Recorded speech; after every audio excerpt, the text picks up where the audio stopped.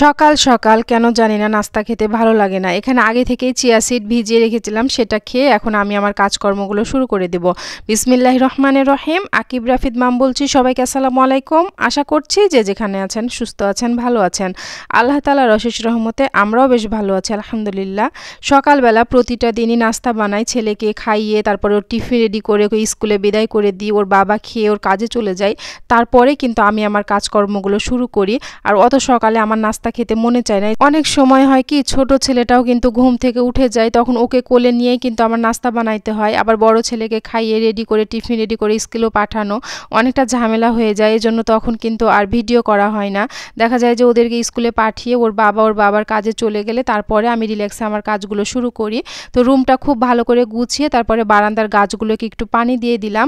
আর এখন এই গাছটা আমি একটু রান্নাঘরে রাখবো। আর রান্নাঘরে রাখলে না আমার কাছে দেখতেও ভালো লাগে, এজন্য রান্নাঘরে আমি রাখছি। আর আমার কাছে কাজ করতেও ভালো লাগে রান্নাঘরে, মানে গাছ থাকলে আর কি। তো আমি আজকে এই জায়গাটা একটু পরিষ্কার করে নিয়েছি, আর এখন যেটা যেখানে রাখি সেটা সেখানেই রেখে দিচ্ছি। প্রতিদিনই কিছু না কিছু গোছানো হয়, প্রতিদিনই কিছু না কিছু গোছাইতে হয় আমাদের। আসলে রান্নাঘরে এই জিনিসগুলো না চোখের সামনে থাকে, আর এই গ্লাসগুলো যদি দেখা যায় যে গ্লাসের উপরে দাগ পড়ে আছে তাহলে কিন্তু দেখতেও ভালো লাগে না। আর রান্নাঘরে যেহেতু আমার এই শোকেসটা থাকে, এজন্য না গ্লাসগুলো খুব তাড়াতাড়ি নোংরা হয়ে যায়। দেখা যায় এক সপ্তাহ পর পরই পরিষ্কার করে নিতে হয়। আমরা কম বেশি সবাই আমাদের বাসাটাকে সুন্দর করে সাজিয়ে গুছিয়ে রাখতে পছন্দ করি।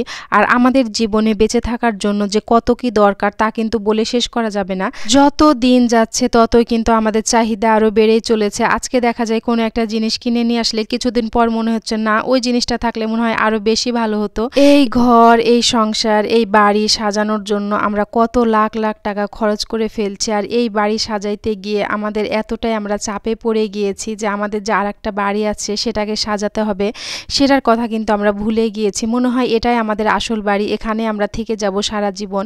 কিন্তু আমাদের যে আর একটা আসল বাড়ি আছে সেখানে আমরা সারা জীবনের জন্য চলে যাব, সেটা সাজানোর কথা কিন্তু আমাদের দিন শেষে মনেই থাকে না।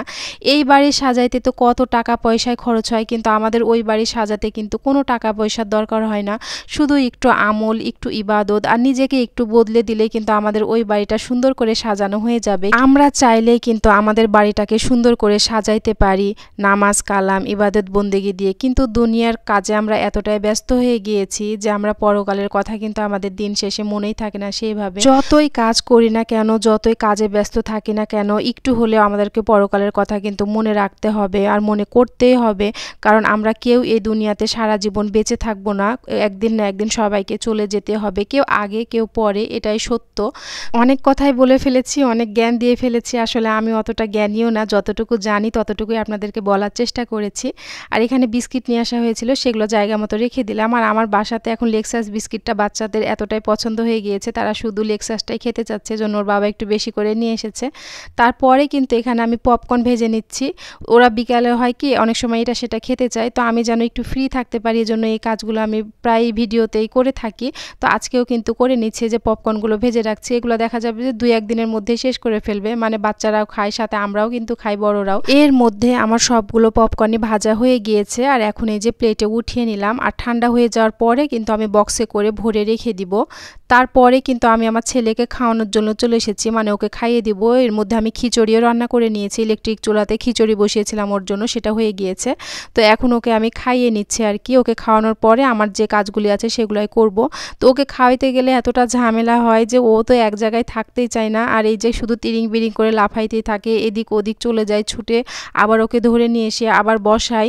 এভাবে করে খাওয়াইতে কিন্তু যে অনেকটা সময় চলে যায় আমার। তো ওকে যে খাওয়াইয়ে নিচ্ছে আমি, আর ওই যে ও কিন্তু থাকবে না এক জায়গাতে, ও নেমে যাচ্ছে। আর এই যে এই বালিশগুলো সারা দিনে কতবার যে ফেলে, আমি কিন্তু দেখা মাত্রই তুলে রাখি, তারপরেও সে কিন্তু বারবার ফেলে দেয় এসে, আর আমি কিন্তু আবার গুছিয়ে রাখি।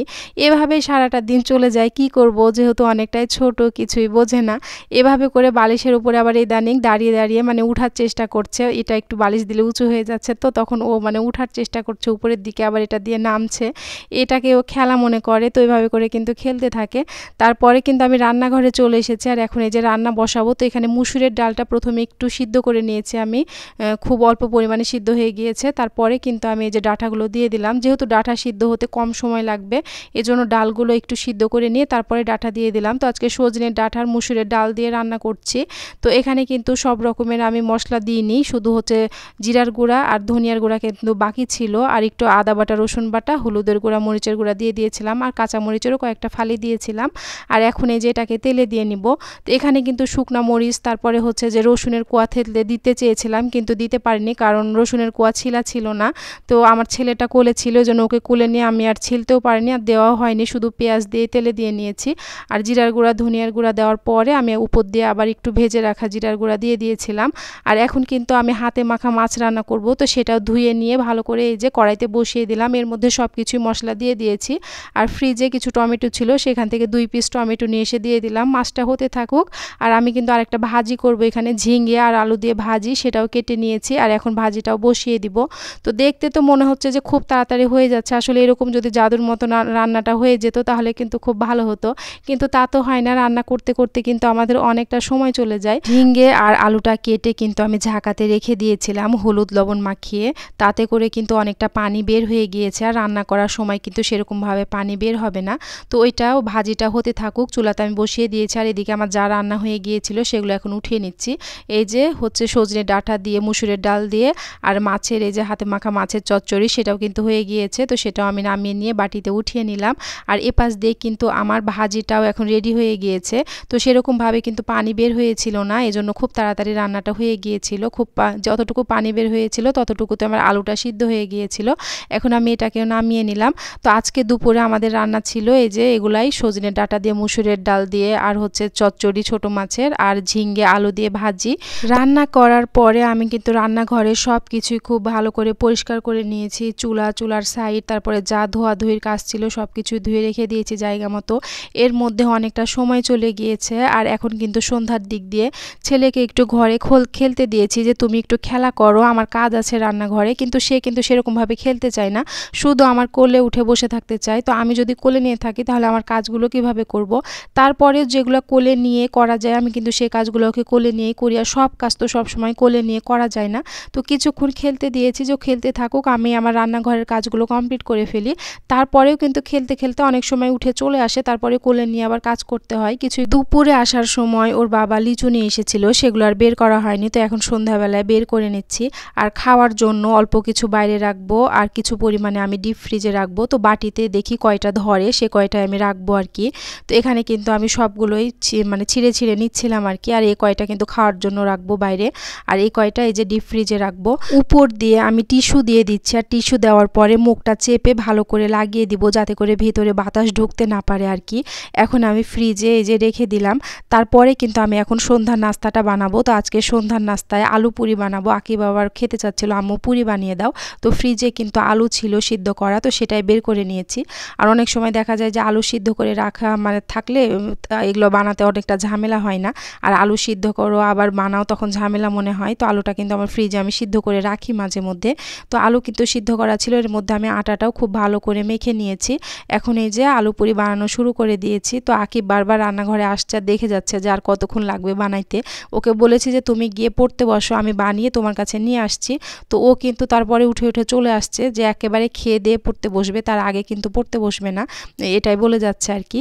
তো এখানে কিন্তু আমি এক এক করে এখন সবগুলো পুরি বানিয়ে নিচ্ছি। আর এতটা তাড়াহুড়ার মধ্যে বানাচ্ছিলাম, মানে ছেলেটা এসে বিরক্ত করছে, কোনোটা দেখা যায় মোটা হচ্ছে, আবার কোনোটা দেখা যায় পাতলা হচ্ছে, এরকমটা হয়ে যাচ্ছিল আর কি। আর কোনো কাজ যদি ধীর স্থিরভাবে ভালো করে বানাই সেটা কিন্তু অনেক সুন্দর হয়। আর যখন তাড়াহুড়ো করে কোনো কাজ করে দেখা যায় কোনোটা ভালো হয়, আবার কোনোটা খারাপ হয়, এভাবেই হয় আর কি। তো এই যে সবগুলো পুরি কিন্তু আমি এক এক করে ভেজে নিচ্ছি, তার মধ্যে আমার সবগুলো কিন্তু ভাজা হয়ে গিয়েছে। এখন আমি বাটিতে উঠিয়ে নিয়েছি, আর এই যে সস বের করে নিয়েছি ফ্রিজ থেকে। খাবারগুলি এখন আমি টেবিলে দিয়ে দিব। আর কালকে কিন্তু আমি সেমাই রান্না করেছিলাম, ফ্রিজে সেমাই আছে কিছুটা, তো সেই সেমাইগুলো আমি বের করে নিয়ে এসেছি। আসলে যে যেটা দিয়ে খাবে, আকিব আবার সস দিয়ে খেতে বেশি পছন্দ করে, তো আমি আবার সেমাইও নিয়ে আসলাম যদি খায় আর কি। তো এই যে ওকে ডাক দিয়েছি, ও আবার এসে বসেছে টেবিলে, তো ওকে আগে খেতে দিয়ে দিয়েছি। তার সন্ধ্যাবেলায় ওদের বাবা কিন্তু কিন্তু বাসাতে থাকে না, এজন্য আমরা মা ছেলেরা মিলেই শুধু নাস্তা করি। তো ওর জন্য রেখে দিই আমরা, পরবর্তীতেও আবার এসে খাই। তারপরে নাস্তা করার পরে কিন্তু আমি একটু সেলাই মেশিনে বসেছিলাম। কয়েকদিন ধরে ভাবছি যে বসবো, কিন্তু সেরকমভাবে সময় বের করতে পারছিলাম না, আর বসাও হয় না। দেখা যায় ছোট ছেলেটা এসে এদিক দিয়ে টানাটানি শুরু করে, অনেক সময় ফিতা ফেলে দেয়। তো ওর জন্য কিন্তু আমি সেরকমভাবে বসি না। তো বেশ কিছু কাজ ছিল, এই জন্য একটু কমপ্লিট করে নিচ্ছিলাম। ভাবছিলাম যে একটু করে করি আর কি, একদিন করে। তো আজকের মতো এখানেই বিদায় নিচ্ছি। সবাই সুস্থ থাকার, ভালো থাকার চেষ্টা করবেন, আর আমাদের জন্য দোয়া করবেন। আর আমিও সবার জন্য দোয়া করি, আল্লাহ যেন সবাইকে সুস্থ রাখে, ভালো রাখে। আল্লাহ হাফেজ, আসসালামু আলাইকুম।